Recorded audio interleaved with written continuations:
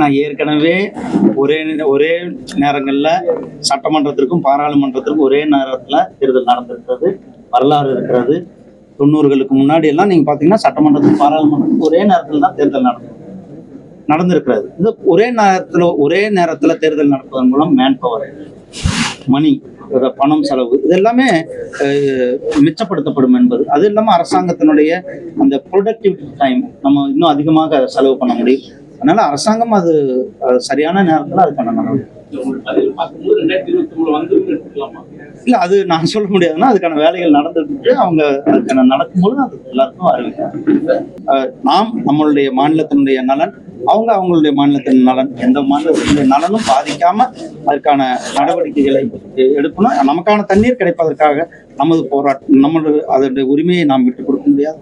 அதே போல அனைத்து மாநிலங்களும் அது சரியான, அதுக்காக தான் நம்ம நதிகளை இணைக்கின்ற, தேசிய நதிகளை இணைக்கின்ற அந்த திட்டத்தை கூட நம்ம வாஜ்பாய் ஐயா அவர்கள் கொண்டு வந்தாங்க. மாநிலங்களுக்கு இடையில அந்த பாகுபாடு இருக்கக்கூடாது, அனைவருக்கும் அனைத்து மாநிலத்திற்கான உரிமையான தண்ணியை கிடைக்க வேண்டும் என்பதுதான் எங்கள் நினைப்பு.